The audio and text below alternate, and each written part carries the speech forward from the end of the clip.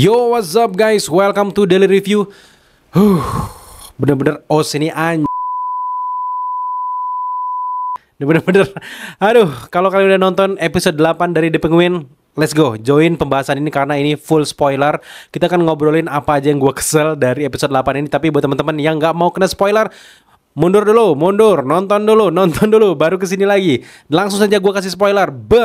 Di ending dari episode 8 di Penguin, kita tahu sendiri bahwa Victor ini dibunuh dong sama Oz. Bangsat nih orang gitu. Tapi dibalik semua itu yang gue benci, ini jadi salah satu TV show terbaik gue juga di tahun 2024 ini karena benar-benar di sini Marvel harus belajar sih sama DC untuk membentuk suatu film anti-hero ataupun film penjahat. Setidaknya Sony lah kayak gitu yang belajar ya, karena memang mereka nggak yang bikin dari penjahat di dalam komik penjahat dibikin anti-hero tiba-tiba jadi pahlawan, orang baik tersakiti tai gitu nggak zaman ya. Dan itu nggak berlaku sama Oz ataupun The Penguin ini, karena memang meskipun dari awal kita ngikutin karakter ini, kita suka dengan karakter ini, wow ini bakal keren, wah ini bakal membunuh Sophia Falcone.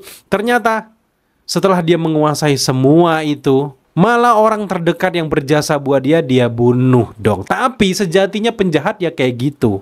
Ada banyak banget kan kita dengar di dialog-dialog di film-film, di seri-series bahwa kelemahan dari superhero itu kan mereka punya belas kasih, punya orang tersayang, punya keluarga. Nah sekarang setelah belajar dari semua dari episode 1 sampai ke 8 ini, Oz nggak mau ada kelemahan di dirinya sekecil apapun. Emaknya aja tuh mungkin kalau masih hidup, masih kayak sehat gitu, mungkin dibunuh juga tuh sama Oz itu. Karena memang emaknya kena stroke, ya alhasil nggak jadi dibunuh gitu.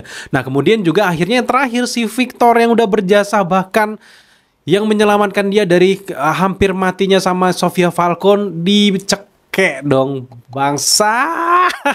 Ini bener-bener kayak real villain, bener-bener ini kayak bener-bener men-set up apa yang akan terjadi nanti di The Batman Part 2. Kita jadinya kesal banget sama karakter yang tadi kita senang, tiba-tiba kesal. Dan ini menjadi treatment dan juga percobaan yang sangat menarik, dimana kalau punya alur yang seperti ini, yang gak terduga seperti ini dan dark kayak gini, gue mau tuh nonton sampai 3 atau 4 kali untuk seriesnya, ngulang lagi dari episode 1, 2, 3, 4. Kalau tiba-tiba endingnya tuh happy ending, Penguin sama Victor akan menguasai Gotham City, akan menguasai bisnis narkoba, kayak hambar kan.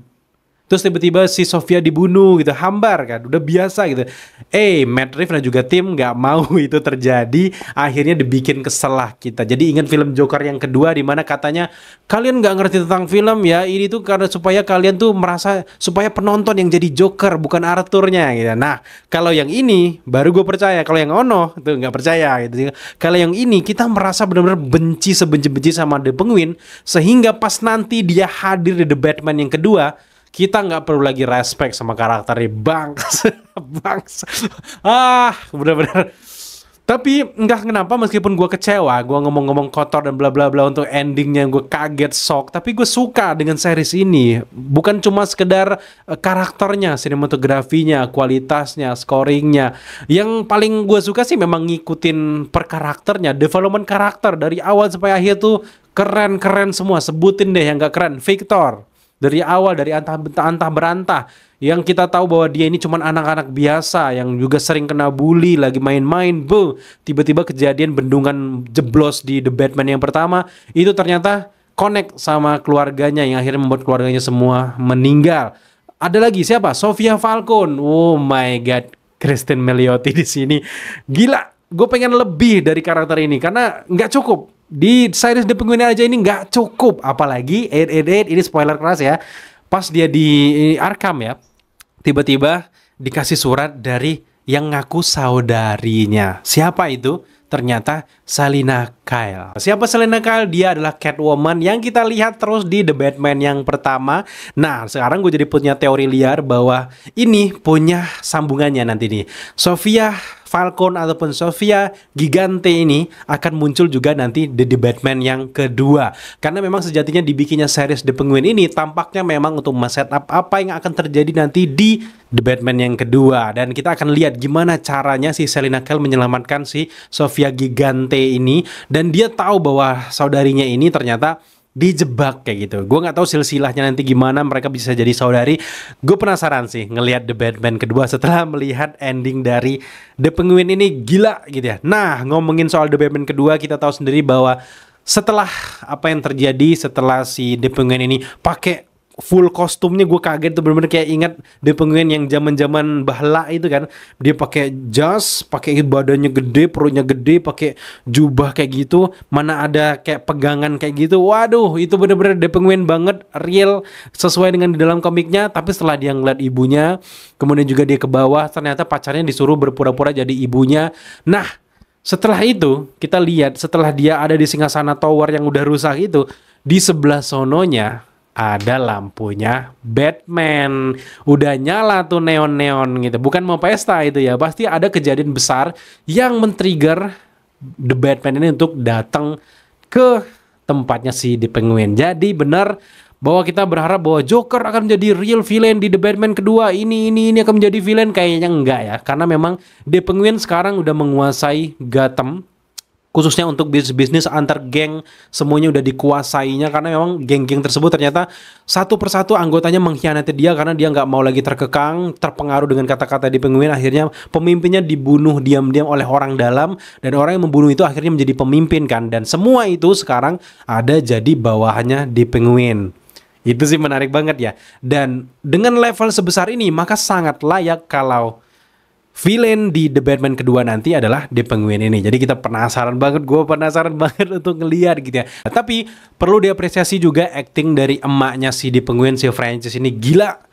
Di sini benar-benar keren banget dia, bagaimana dia melalui masa-masa kelamnya, sehingga kayak masa lalu di Penguin benar-benar terkuak. Gimana awal-awal bocah ini jadi monster yang sesungguhnya, dari dia nggak mau berbagi emaknya sama saudara-saudaranya yang dia mungkin lemah kayak gitu, dia nggak cukup berbagi-bagi, dia pengen sendiri. Akhirnya terkuncilah si saudaranya itu kan di gorong-gorong itu. Kemudian juga akhirnya emaknya ini berusaha untuk ngebunuh anaknya sendiri gitu ya, dan manggil si Rex itu kan. Tapi ternyata setelah itu The Penguin ini punya insting kayaknya ya, kayaknya mungkin dia punya insting bahwa ini gue kenapa ini ntar. Jadi dia merayu emaknya untuk supaya jangan dibunuh, lolos lah si Penguin, sampai akhirnya step by step sepanjang hidup dari emaknya si The Penguin ini benar-benar dihantui dengan rasa bersalah, kebencian terhadap The Penguin, tapi dia pura-pura nggak tahu.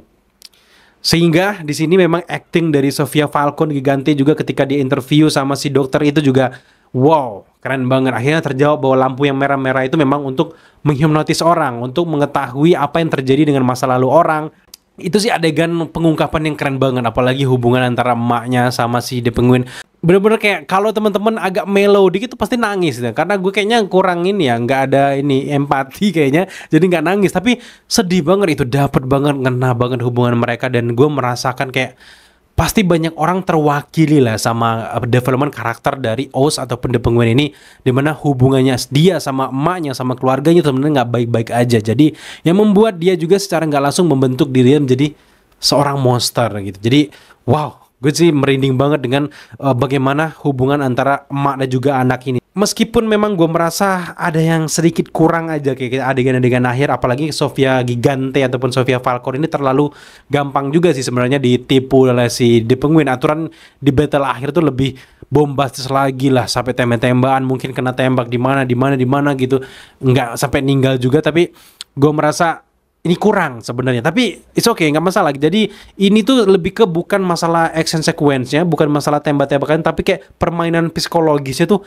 ngena banget men. Jadi gue secara keseluruhan gue suka banget, gue puas dengan series The Penguin ini, dan gue berharap lebih. Semoga aja ada season kedua mungkin, atau memang bakal lanjut lagi nanti di The Batman Part 2. Gue tungguin banget. Jadi buat teman-teman, bagaimana pendapat kalian setelah menyaksikan The Penguin season pertama ini? Apakah kalian puas, atau ada yang nggak puas, atau kalian punya teori menarik ke depan? Bang, jangan-jangan The Batman gini. Silakan tambahkan di kolom komentar di bawah. Kalau menarik, gue bakal bahas ataupun menjadi inspirasi gue untuk bikin video selanjutnya. So, di akhir review dan juga di akhir episode ini, gue memberikan skor untuk The Penguin ini ada di angka 9 dari 10. Thank you teman-teman udah menyaksikan video kali ini. Kalau kalian belum subscribe, jangan lupa dukung kita dengan cara subscribe, like, komen, dan share. Serta jangan lupa juga untuk nyalakan notifikasi agar kalian mengetahui apabila kita mengupload video setiap harinya.